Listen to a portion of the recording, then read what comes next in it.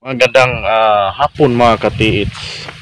So, itong mapalang hapon dito naman tayo. So, mayroon tayong dinidetect ng puno ng niyog. So, yan. Yung puno ng niyog na yan, nag-isa lang yan na malaki dyan sa gitna ng palayan. So, tinitik natin kanina. So, hindi lang na tayo na video kasi sobrang init. Maputik doon at sa Bisaya kawat-kawat lang mga ka-TH. So kaya try natin baka mayroong gibawis. So pinuntahan natin yung punong niyog na yan. So wala namang sign pero yung paglaki niya is parang sira-sira. So ibig sabihin ay marong nakabaon sa ilalim or sa sobrang init siguro nasira siya. So wala naman tayo na-detect sa humid locator. So dala lang natin itong humid locator. So kasi hindi tayo pwedeng magtagal doon sa puno na yan, ikakasuhan tayo ng trespassing. So basta mga treasure hunter, kawat-kawat lang sa mga Bisaya, kawat-kawat lang baka mayroong mababaw. So tinatry natin puno na yan, isa wala po tayo na-detect. So sabi ng kilala ko at sabi ng may-ari daw is 3 beses daw yung bumalik yung hapon dyan. So mayroong tinitingnan at tinatanong sa may-ari is hindi naman sumasagot, biglang umaalis. So mayroon daw madalang ganito kaliit lang daw na papel, sa Bisaya papel, mapa yun ganito, at may dalang maliit daw na kumpas. So dyan daw sa puno na yan 3 beses. So wala naman tayo nadidetect, baka nagpupo lang yung hapon dyan kasi wala naman tayo nadidetect. So joke lang siguro kung mayroon nakabaon dyan baka nakuha na niya kasi 3 beses eh. So dalawang possible lang dyan mga ka-TH. So sa mga ganyang area, halimbawa kasi yung mga hapon mga ka-TH, bumabalik lang yan sila sa mga gibawis. So binabalikan talaga ng mga hapon yung madaling makunan lang, yung mga half hours lang, 20 minutes makuha lang nila. Siguro kung mayroon nakabaon dyan sa malapit sa puno na yan, kasi yung puno na yan is talagang dyan sa gitna. So matanda na yan, so makita naman natin dyan. So parang sira-sira yung paglaki niya. So hindi maganda yung tubo ng paglaki ng niyog na yan sa gitna ng palayan. So siya rin ang nakita ko ito malaki. So wala naman ako nakita ditong iba. So mayroong mga maliit, so mga tinatanim na yan ng mga may-ari. So dito daw napagtataka, sabi ng may-ari pagbili niya is andyan na yan daw puno ng niyog na yan. So dyan na yan daw sa gitna. So anong buwan ba yun?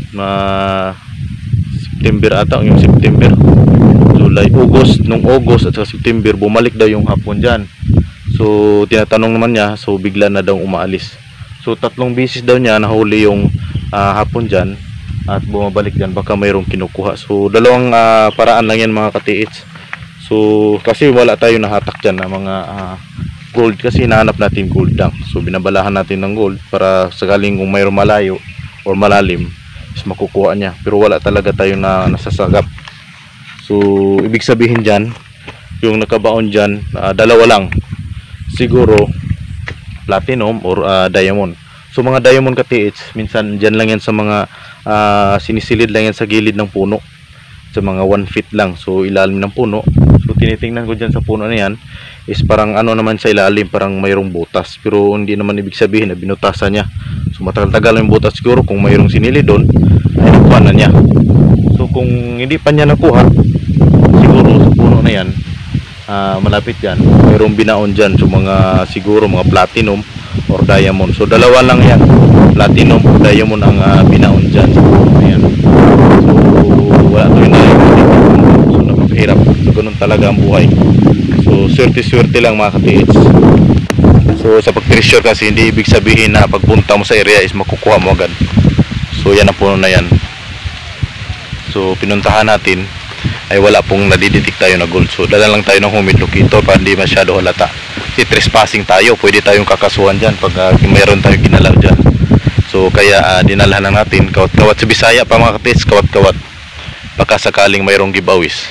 So malayan mo, so yung lugar na yan pinupuntahan natin is mayroong gibawis. So ganun lang. So report ng ating ka-TH na sinabihan daw siya ng may-aring lupa na dyan. So dito lang to sa part lang sa Agusan del Sur yan. So sabi ng may-ari is 3 beses daw niyang bumabalik yung hapon. So wala namang tayong nadidetect ng gold dyan. So shout out pala sa ating mga katiits dyan from Nueva Ecija, Nueva Vizcaya at Camarines Sur, Camarines Norte. So yung Camarines Sur, yung katiits natin dyan, mayroong ano ba yun, mayroong ano mo tawag sa dun sa Tagalog, yung helurdap sa bundok. So mayroon tayong katiits dyan na nagbubutas sa Camarines Sur. So di ko kayo matutulungan ganyan mga katiits, kasi normal talaga yan, normal na mayroon talagang mga tinatawag natin sundalo sa bundok.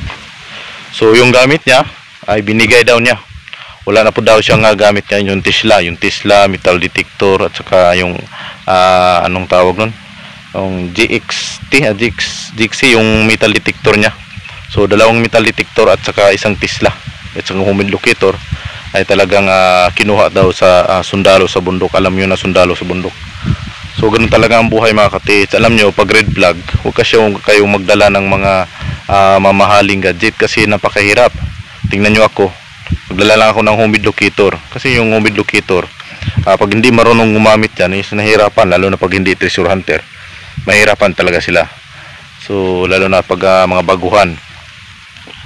So yun lang makukuha nila. Kung halimbawa kung kikisa sila, ay humid locator lang makukuha. So hindi tayo magdala ng mga Tesla at metal detector. So napakahirap na. Pag red flag talaga, magdala lang kayo ng humid locator, i-clear lang yung area. Halimbawa kung mayroon nag-detect ng humid locator, ang gagawin mo dyan, kausapin mo yung may-ari ng lupa, ipa-clear mo para sa pagbalik mo is okay na lahat.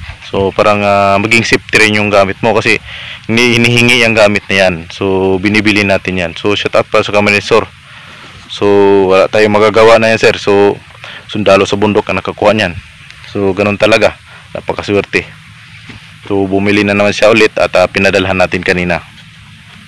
So shout out sa Maynila, lalo na sa Rizal City, Maynila. So marami tayong customer dyan. At lalo sa Baguio, marami tayong customer dyan sa Baguio City, Southern Leyte, at dito sa Bohol, Cebu, Palawan, Capiz, Siquijor, at Dumaguete, marami tayong customer dyan. So Mindanao, so marami tayong customer sa Mindanao, Cagayan, Butuan, Agusan del Sur, Surigao del Sur, Cotabato, Jinsan, Sarangani, Davao, Tagum, and Samal Island. So mga katiits, so lalo sa mga nag-comment natin dyan, mga customer na sa Surigao City. So marami tayong customer dyan sa Surigao City. So agwanta-agwanta lang mga katiits sa walang mga gamit. So maraming nagtatanong sa atin kung ano bang pinakamagandang gamitin sa pagdating sa treasure site. So ang masasabi ko yan katiits, hindi naman ibig sabihin na napakagandang gamitin talaga. Kasi yung pagtitiis mga katiits, kailangan yan swak talaga sa paggamit mo. Halimbawa kung yung type mo is halimbawa scanner, tapos bumili ka ng locator, hindi talaga ka makakuha niyan. Kasi yung type mo talaga sa paghahunting is yung scanner, diba? So mas maganda talaga yung anong napupusuan mo, yung bibilhin mo, yung pinakamaganda. So payo ko sa lahat, lalo na sa mga treasure hunter natin naghuhukay, maganda kasi mga katiits. So mayroong iba kasi nalilito. So mga locator mga katiits, huwag nyo nang gamitin yan sa ilalim. Ginagamit natin yan pag titrace kung saan tayo banda maghukay, hindi yung ginagamit natin dyan sa butas sa ilalim. So mali po yan, mali po talaga. Kahit sa Bourbon Electronica, alam nila yan. Ang locator, kaya tinatawag siyang locator, kasi taga-locate lang siya. Yun ang magandang gawin. Kaya yung iba, hindi pinagpala, naging baser. So ganun talaga ang buhay. Kung hindi pinagpala, huminto at naging baser din. So hindi nila alam na mayroong kamalian din ang ginagawa nila. So kung may pangarap pa sa buhay, huwag kang titigil, ituloy mo yan. Kasi wala tayong binabayaran dito. Nagnanakaw pa nga tayo ng hukay para makakuhits, diba? So huwag kayong titigil mga katiits. So ang magandang gamitin mga katiits, kung type mo talaga locator, bilhin mo. Yung maging tested din. Tapos bili kayo ng metal detector o aura meter kung saan kayo bumili. Kasi pag nandyan na tayo sa butas, mahirapan na tayo magbalanse. Yung pangalawa dyan sa locator, mahirap tayo magbalanse. Kaya ito mga katiis yan pag nagbutas kayo, ginagamit yung locator, yung mga mineras, high mineras, ibig sabihin high mineras nandyan sa gilid-gilid ng butas mo, malakas na yun humahatak. Talagang mas lakas pa siya sa gold kasi nabuksan mo na at mas malapit siya sa'yo. Kaya yung locator mo is nalilito na. Kasi yung iba sinasabi, na-decoy sila. Nahukay sila ng decoy. Kasi yung ginagamit nyo is locator talaga sa ilalim. Kung magamit kayo ng aura meter at saka metal detector, yapno ang pinakaganda, di ba? So, ibig sabihin, gumagamit kayo ng tinidor sa sabaw. Dapat yung gamitin sa sabaw yung kutsara. At ginagamit yun sa pansit, yung tinidor. Dapat na mayroon tayong sinusunod na paparaan para hindi tayo malilito, di ba? So mga katiits, yan ang maging payo ko sa nagtatanong sa atin kung anong pinakamagandang gamitin. So ang magandang gamitin, ulitin ko sa iyo sir, yung swak kung anong gusto mo. Kasi para sa akin yung mga scanner hindi ako type in. At saka yung dowsing, yung mga dalawa kabilaan. So hindi ko gusto yung gusto ko talaga yung locator. Locator, aura meter, metal detector, okay na yan. Mas maganda na yan kasi yun ang type ko. Kasi yung 3D parang nahihirapan ako. Kasi yung 3D kasi yung scanner, mga katiits, paliwanag ko sa inyo. Kailangan kasi yan ng Tesla.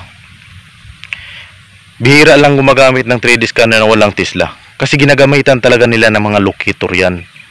Hindi naman ibig sabihin dyan ng sign, titirahin mo agad ng 3D yan. Kasi lahat ng dyan sa ilalim, pupula yan eh. Mga high minerals, magpupula yan. Maniwala kayo sa hindi, magpupula talaga yan. So kailangan ng locator kasi hanahanapin ng locator yung singaw. So kung doon dumikot yung locator, doon titirahin ng 3D scanner. So yan ang magandang advice ko sa inyo. So ang locator talaga napaka-importante sa lahat. Kasi siya po ang nagtuturo kung saan ka banda magkukay. Titirahin mo ng scanner at nakikita mo sa ilalim, hukayin mo na. So ganun lang. Kung halimbawa wala tayong low budget tayo, mayroon naman tayong mga humid locator, at mayroong aura meter, mayroon namang Tesla kung kaya-kaya din. So mas maganda talaga yung Tesla. Kasi ang kaibahan kasi sa Tesla at saka humid locator mga katiits.